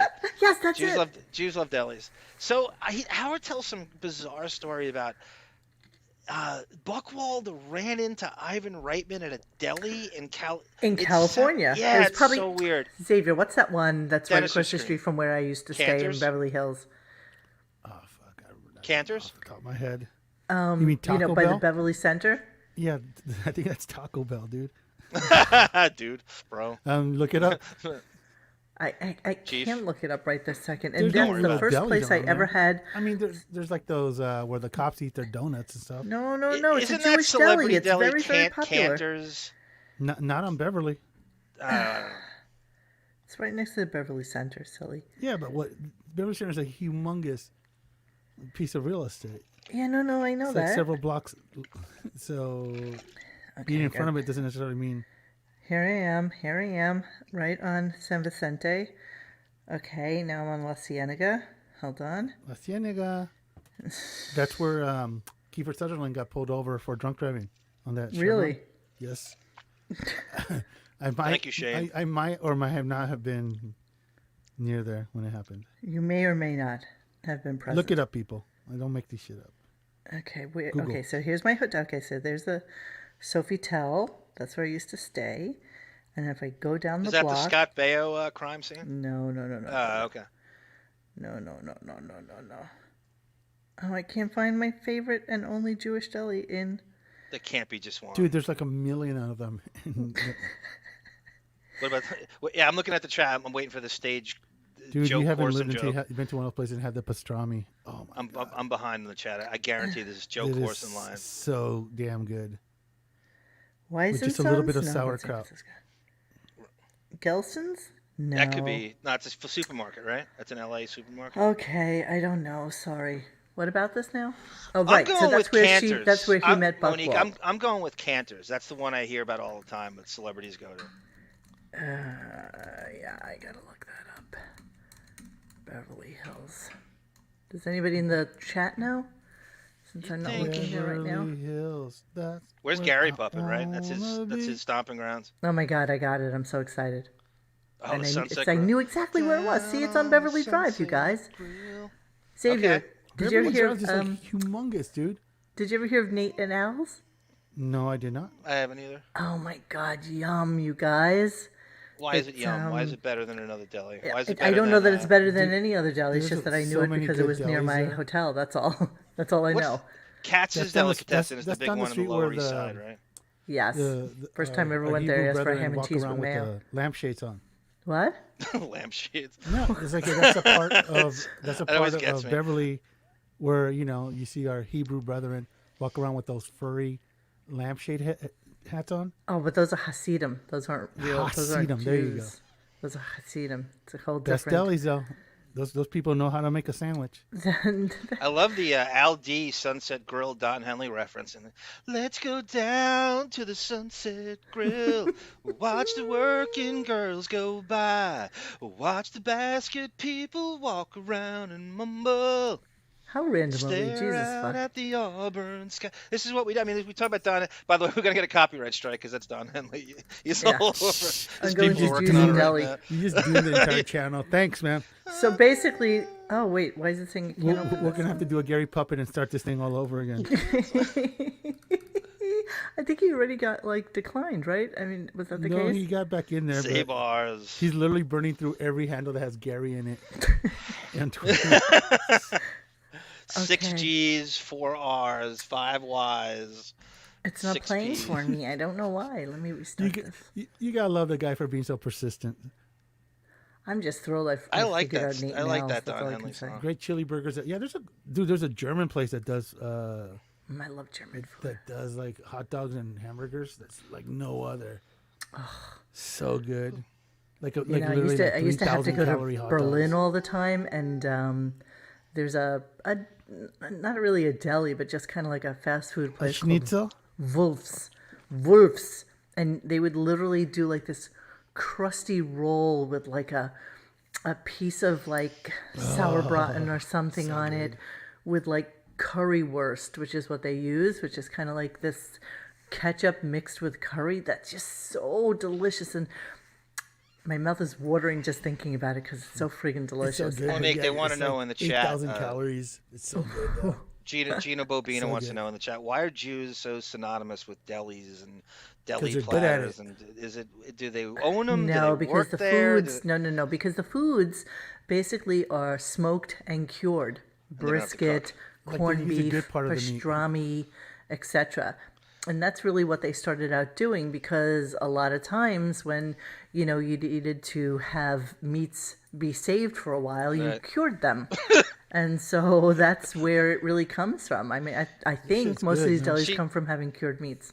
She also wants to know, Bobina, what are Jews like better, Chinese food or delis? In terms Chinese of food. Yeah, I think so too. Yeah.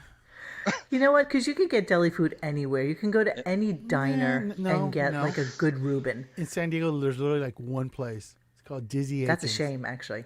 It's literally one place that does I like really that always kind thought of you had better food down there. I'm actually shocked we have a lot of good burritos, but as far I'm as shocked that's at your concerned, lack of yeah. food down there. Really, it's Yeah, really shocking yeah. to me. I still can't figure the Dizzy pizza thing Aikens, out. freaking on point. What? I can't figure the pizza thing out. I don't know. You have mozzarella, you have crushed potatoes. Mozzarella. You can make dough. All it is yeast and bread flour. Why can't you make pizza? I people don't use the understand why cheap they shit, can't that's figure it why. out. It's I the think you're right. water. It's It's just like like here. bagels. Why are I've good heard bagels in New York and nowhere else? It's the I've same heard with this pizza. thing. I read this thing that Nestle bottled water is the solution to that. Whatever the Is that what that components. is? Yeah, I get. Really? I've made it outside of New York. It was great. I Ooh, made would pizza kill at for my a cousin's Reuben house. right It was now. phenomenal using LA Burbank water. It was. I don't know what the complaint. I don't get it. I don't. They're just inept. well, They're lazy and they don't want here, to do it. here there's a place in Chula Vista called La Bella's Pizzeria. Oh, it's your favorite. It's like third generation Italianos, and they know how to make a mean ass pizza. There's another place called Bronx Pizza, which is okay, but it's to me, like I've been to New York, I've been to Miami, where you walk in and they have the pizza and they just heat it up for you and shit. So the Yeah, by the novelty slice. here in San Like a Diego, that's a normal human novelty. being. Their stuff is like, give me some La Bella's anytime, any day. Oh, sweetheart. But aren't you See? frustrated that there's like two in your whole city? I know, You know what I mean? exactly. I only have Everybody one mouth. knows it, and everybody knows the same place. And I'm sure it's crowded and packed all the Yeah, freaking they time. could charge like 3 times what they because it's the best. Exactly. Steph The guy Taylor, from New- if you haven't been to La Bella's, you cannot say that. Why? He said pizza such and San Diego. Yeah, but I only have one mouth, so I only need one place. Okay, well, I cannot open up your thing, and I don't know why, and it keeps. Good night, everybody. Like and subscribe. Exactly. The one clip that you talk about, the one. No, I can't even do open have up my tacos. my folder that I have them in. Will not open right now. It's all good. So I'm You want me having to a send little it to you again? We No, I always have it in my tomorrow. mail. It's just that now I'll have to download it elsewhere, and it's going to take some time to get it together to do. Oh, you know what I can do? I can actually just airdrop it to myself. Yes. And the Valentine's Day clip is in the All you gotta same do batch. is you gotta strap it onto the reacher and slap him with a broom. Boom, go boy, go. Where's it going? What are you talking about? I don't know. Send you shit. Like Reacher is going See if to that hand works. deliver you the clip, Yeah, like doggy mail. that'll never happen. All right, let me see. Let me get it. I will do this. You guys Can you- talk though, please. Talk Someone's amongst yourselves. requesting we have. Thank you, floating Ida Eric the actor Greenbacks, with balloons. for the 20 Actually, greenbacks you know what, in the Melvin? deli. We'll work on that. That sounds like a really funny idea. What are we talking about? Someone after Valentine's, they want us to do a floating Eric with balloons. Oh yeah, that's a good idea. The animation. Give us a minute. We can probably make that happen. All the great animators. Thank you, on this. Ida. Oh, thank you, Ida. I'm not on there. I'm so sorry. I'm not paying Mo attention. doesn't love you anymore. We do. She said put it towards the deli platter. Send Ray Stern to deli platter with the $19.99. That is so not true, you lying sacks of shit. Jesus. All right. We were saying in the chat, we were saying before we went on, people in the chat, we were saying that Howard basically is the worst characteristics of Michael Jackson a character of himself. And Trump combined. He's really, if those two had a kid, the worst characteristics of Trump and Michael Jackson. Everybody believes my stories. If they had a kid. What a dick. All right, hold on. Let me save all these again. Now that I've already dumped them. I'm obsessed with Trump's scalp reduction. What Man, he's in Chicago. He had a scalp reduction. His hair is the product of a scalp reduction. No. Oh, yeah. He had a scalp shrunk. That's so the hair scalp doesn't... reduction? Yeah, like he had his head shrunk. Who does that? A narcissist. A vainglorious narcissist. Vainglorious. Oh, touche. That was lovely, babe. You learn more on this show than the Stern Show in 20 years. One word, one vainglorious feeds your...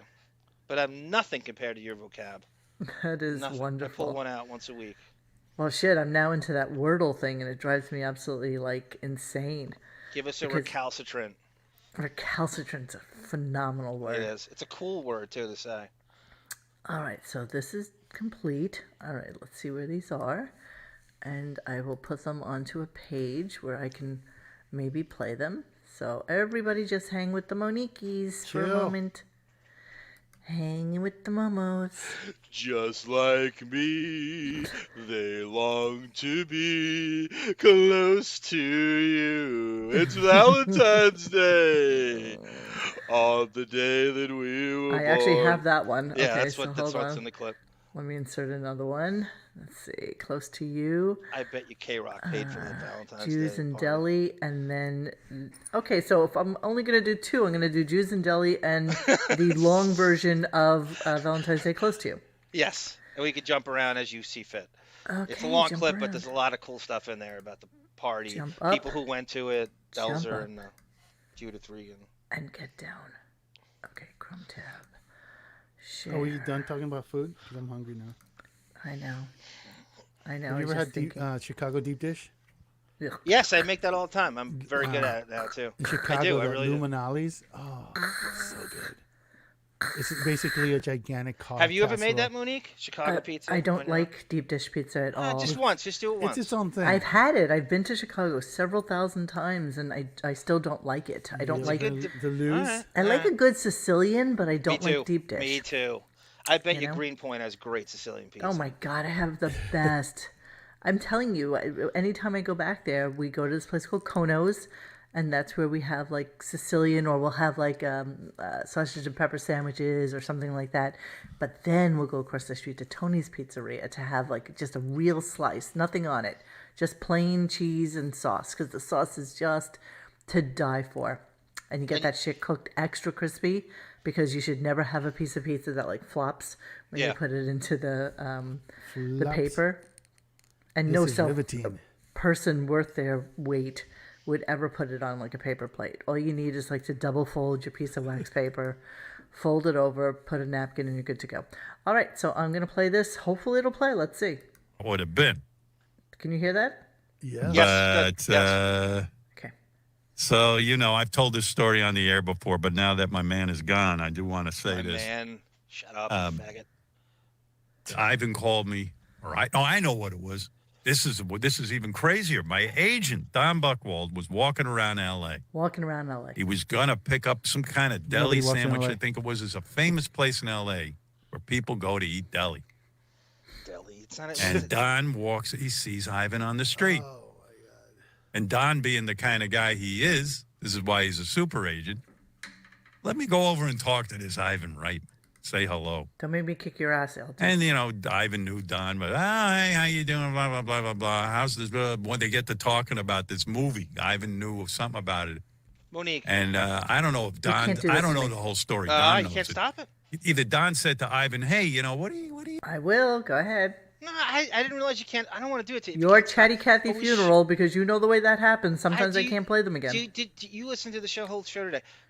Did his voice sound especially Long Islandy in New York? The accent. Oh was my stronger God, today? yes. He actually sounded like somebody off of Seinfeld for some bizarre reason. Yeah, it sounded Howie Brasco. There's anything wrong with it? Exactly. No, but you're so right, and I think it's because he's in Florida and he's trying to like do his New York thing with all the New York doctors. Yeah. And Yes. something weird was going on there. I agree. You think about the movie. Whatever it was, the next thing I knew, Ivan was on the phone with me. And he said, listen, I read your book. I got the whole movie. He goes, this is what should happen. He started explaining to me on the phone the movie, the way he kind of saw a big picture of it. I said, Jesus Christ. Jesus Christ. You're right. It's simple. That's it.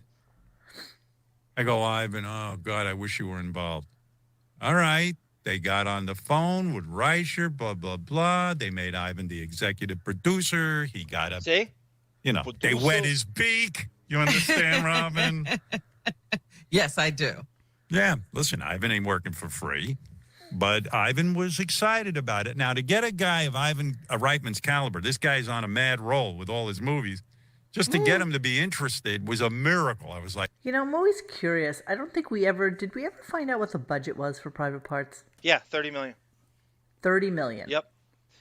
High 20s, low 30s, and I've heard that movies don't include their promotional budget as well, so that's without, and I think we've said it a million times. His show was used as the key promotional tool for 2 years to run an infomercial for 5 hours a day. Yes, of course. That's what got him. Yep. Of course. And I'm just curious whether Howard got more money in the front or tried to do like a back end deal. And I know. Probably I want to know failed. his salary, Monique. We got to find that out. I wrote to the Reicher dude. I'm telling you, I have all You sorts asked of the questions. salary? Well, I said I had a couple of questions for him related to Private Parts and Howard Stern. And anybody out there, if you guys know anything about Private Parts that you have not shared with us, please, by all means, give it to us because we'd love really to do want a to show know about his it. salary. If anybody has any intel, Me too. where But I'm that budget. positive he did like one of those back end deals because, that's when it started to get kind of big and hot was to do it in the 90s. And Howard thought it was going to make $200 million. Yeah, and then there would probably be like some sort of tie into, product placement and shit like that. And never happened. All right, let me finish the clip. Next thing you know, he's narrating it on the USA Network. Well, I was like, how could I miss now with this movie? I got the greatest filmmaker, Ivan Reitman, involved. I'm going to be the fucking man here. Well, Ivan said, you prepared to work? I go, we came to yeah, this. what are we had doing? this He now. says, I know a guy I think would be great to write this thing. So we heard that in our clip, so that's cool. So, Yeah, good enough. Good enough. Okay. I just want to say, straight. Gunk All this Den happened writes because of a chance encounter walking in L.A.? Yes. Yeah, That that's nobody believable. So there's no chance anything with them. No. Like he would even know what Ivan. Why would he even know what Ivan Reitman looked like? Buckwald. Who knew what he looked like? Just look for a hairless beaver. Yeah, I don't know. Walking around in that L.A. stupid apparently. derby he has on. Gunga Din writes, "Was Buckwald the agent for Moses?" And then Azores writes, "How can you be super agent with all?" I know Azores and Gunga Din spot on. The only thing this guy has done is strike a deal with the devil for to bilk Sirius in 2004, 2005. Everybody else is some awful D and Z lister that you're never going to hear from again. And he was a radio agent. That's all Don Buckwald is. Yep. There's nothing super about him. There's nothing super about him. I didn't think that one through. What? Hairless beaver? Okay. He does look like a hairless beaver, though. The other kind. The other kind. The other white meat. All right, so we are going to do Bon Jovial. If you're listening, I really need like a cleaning out the computer clip intro, so that for our final clip of the night, which I know exactly where we're going with this one, and I love it, and it's perfect for Valentine's Day. So that's why today's Valentine's. Today is Valentine's Day, as everybody who was so fucking annoying today with the little hearts that were cascading down I know the. you guys gave us $400 yesterday, but there's hearts on the screen. Exactly. Bitches. Exactly. Sorry, it was almost $500. We gave out almost $500 yesterday, and a lot of that was from the, 500. The generosity of others, but still. And then everybody just started bitching and moaning about the friggin' hearts. Unbelievable. Yeah. Yeah. Well, whatever. What are you gonna do? Can't win them all, my friend. can't Cannot win them any. all. So, all right, give us the build up to this clip, my friend. I haven't seen a client list that bad since Jennifer Love Hewitt on the Lifetime channel. What? This is not talking about Buckwall. This is Valentine's Day 2004. This is when Beth gets super annoying and she has crowbarred herself and attached herself to the show to try to get fame, and Howard's letting her have her way. So they have a Valentine's Day party, and the Skeleton Twins decide to choreograph this awful attempt at humor that they're going to goof on the song "Close to Me" by Karen Carpenter, is it, or is it The Carpenters, yes. Okay, the Carpenters, right. And ironically, or fittingly, they're all anorexic. Why would two anorexics singing another anorexic bulimic song who died of anorexia? All right, here we go. Their goal. I don't even remember any Yeah, of it. you have no idea about all of this. Who knew that happened? This happened after you sang, and if you don't remember the singing, you don't remember God, anything Robin's that voice is happened. so I don't fucking remember any screechy. of it. Jesus Christ. I was so hammered. Yeah, I heard everybody was saying how bombed you were. Then we went to then I made the biggest phone. Howard. Yeah. Will you please talk about your 20-minute version of Close to You at your karaoke party? Yes, I will. Oh, yeah, that was a great I even have it on tape. God. Party ever. Oh, we had a big party, and I got to talk about a lot of stuff. John, that's it. Go. We decided to have this, Valentine's Day party. It was sort of Beth's idea to do it. Of course it was. See? And I said, hey, that'd be fun. She gets to throw What Christmas the hell do you parties. do on Valentine's Day? It was a Saturday night. Yeah. So we had a couples thing. The array of guests was amazing. I mean, people were just, you invited almost everybody you know.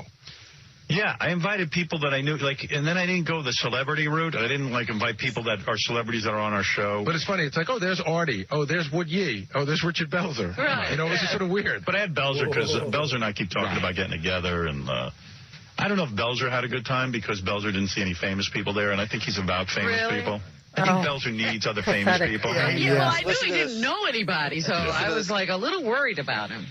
I knew that certain people would be disappointed, like Judith Reagan came from Reagan Books, who's my publisher. Mispronouncing her name. And I realized about 2 minutes in when she got there, she Regan, looked around the room, didn't see anybody famous. It's not Reagan. Right, yeah, she sat over in a corner, actually. Pouting. And Mary McCormick, who's fairly famous, had a great time. Yeah, well, Mary's a friend, She was great. It was so much fun to see. Yeah. Not. What? It's only yours? Yeah, it's just me and Beth, and then Yours was enough, and then Ross and Melissa or something? no, Richie and Jane. Richie and Jane. Oh, wow. Horrible. It's so bad. Doing it when you're loaded is, well, it's the most fun, first of all. In my defense, Well, you know what? You were so nervous He's not about a drinker. He I didn't get was. loaded. You said This is when he started to the, drink. the when he party was- even he was turning that into you were going to party- be Hampton's drinking party big boy. time because you Yeah. needed courage. I did. I don't. Bros. I needed liquid courage. Right. But you know what? I did pay for full taping. Yeah, really. So he has a guy Yours is taping enough. Yeah. He hired, He hired somebody to tape this for him? to record the whole karaoke. You people, if you haven't heard this before, wait till you hear it. I mean, everybody will collectively have a sphincter pucker. I think a lot of people haven't heard it, Monique. I mean, this is I know. 17, 18 years ago. I know. I know we played it on one of our shows, and I don't remember. Melvin, There's really a couple quick. of bleeps in there because I began to curse. Sorry, go. Sorry about that. Melvin, really quick. Yes, we played a clip. I'll bring it back again. I'm cleaning out the computer. The first one we did, I have a clip of Judith Regan saying in the basement, she gave Howard a pencil job where she took a pencil out and started poking at his schwanz, while Allison was upstairs. There's Right. absolutely no way they didn't fool around during the writing of Miss America, I believe. In the butt. Just like she took a pencil out. So it's the weirdest clip ever. Yes, and say crazy things. Just imagine, I'm so drunk that I have no recollection. Literally the next morning. I think you still also had a drink in your hand I while did. you were singing. I was drinking and singing. You're like Sinatra. Yeah. So here it is.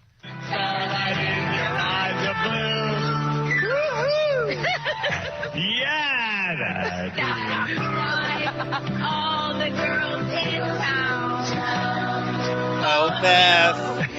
This is like a Letterman sketch. She's so cute. That's so cute, though. Really, right? Yeah. I thought that was you. That was Beth. That was Beth. And she can't sing either. She didn't want to sing, but I hogged the You mic. can hear more of her than I thought, because while it was going on, I really couldn't hear her at all. just like me. They long to be close to you.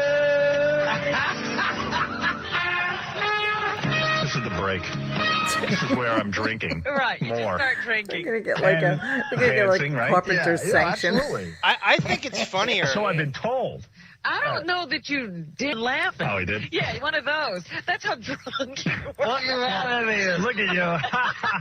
What are you? You're looking at me. I know, Steve. Come on. When you did your song, you stepped out. I love the karaoke. Come on, everybody. Valentine's Day. February 14th. On the day that you were born, the angels got together and decided to create a dream come true. And they sprinkled fairy dust in your hair. I started it again. Why do birds suddenly... Now people are being subjected to it again. Yeah, we didn't know what this was. Oh my God, he's doing it all. I had no idea. You should have played it over. I was mortified when I heard this. Be up here every time. Meanwhile, this is supposed to be... Meanwhile, can we just throw out there really quickly that he would never allow something like this to be on air today? I know. Do you recall that he did that whole song for Mark Ronson? And do you recall I ran into Mark Ronson with my girlfriend? And we were like, what happened to the Howard Stern show? And he just kind of nodded his head and said, I don't think that's going to happen. Or something like that. He had recorded for Mark Ronson. He had recorded a full song for him. And Mark was going to like turn it into a something. And it just never happened. He would never allow this out now. The visual of the skeleton twins staring at each other and giggling, and the staff is like just forced laughter and pretending that. I think it's funnier to actually sing that earnestly. I really do. I think it's a funnier bit to try and sing that. When you go up there and there's nothing funny about that. When you actually try to earnestly sing it, I think that's much funnier. Yeah, I agree. That's what he said. I want a hit song without putting in any work. That's right. Exactly what he said. Oh, is there more to this clip? Must we suggest? Okay, more torture. All right, here we go. Hopefully it goes. It's supposed to be Beth's line. Right. You are near, just like me. They long to be close to you. That's my favorite part of the karaoke. Every time you walk by. Yeah, we killed to have this isolated. Dancing. Just like me, they long to be close to you. Not bad. Come on! You hit it there. On the day that you were born, the angels got angry together and decided to create a dream come true. So they sprinkle moon dust.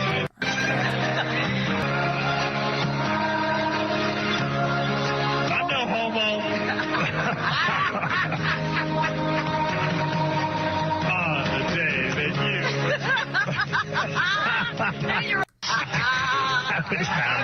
You didn't think this happened at all. I had no idea it happened.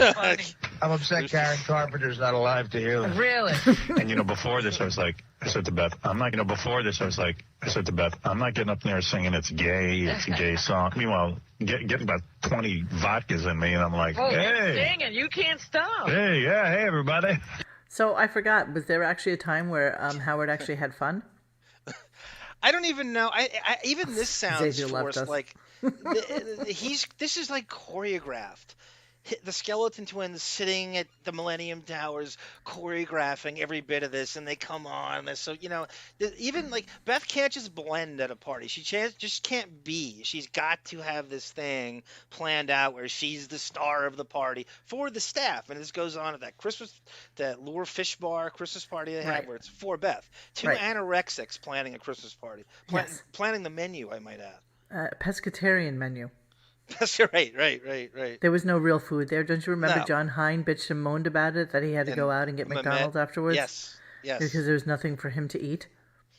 That's the way it works there. One of your walking Yes. videos when you I will do a restaurant walking the thing. Lure Fish Bar in it's Tribeca, right? Yes. The Okay. fact that it's still open is amazing to me, to be honest with you. I don't even know if it is. Some of Truly. those celebrity haunts were immune to the effects of COVID and stuff because it's so. All right, so Xavier left us because he made a hard and fast rule that he would only do an hour and a half with us. And clearly we've That's gone a an little Irish exit. We totally did an Irish exit on us. So we are done now. We are at an hour 53, which is slightly longer, but we had a lot of clips to get to tonight. And I was glad that you had the Ivan Reitman thing. So those are like some classic clips that John's going to be sprinkling into each one of these shows so that we have something from the past that we enjoy and like making fun of. Check out Robin making fun of Beth's article. Oh, that is a good clip. Definitely. We'll get that. That's a great. We should definitely. I got to write that. I'm going to write that down. Thank you very much for that. Who said that? Oh yeah. Sorry, no John Hine gossip. We're gonna come back to that at some point in the near future. Rooster Sideburbs Road. Karen Carpenter threw up when she heard this song. What a weird celebrity death that was. That's all she's synonymous with is bulimia and anorexia. But she wasn't. She had one of the most spectacular voices, and she was an amazing drummer. So, sorry, Karen. All right, we're going to leave you. John, love you. Talk to you mañana. And love you too. Love you, chat. We're gonna Happy Valentine's Day on the day that you were born. Thanks for hanging with us tonight. Please join us for any discussion at RadioGunk.com in the forums section. Follow us on Instagram or Twitter at RadioGunk. And don't forget to like this and subscribe to us and hit that little bell so that you know when we're going to have a new show. Thanks.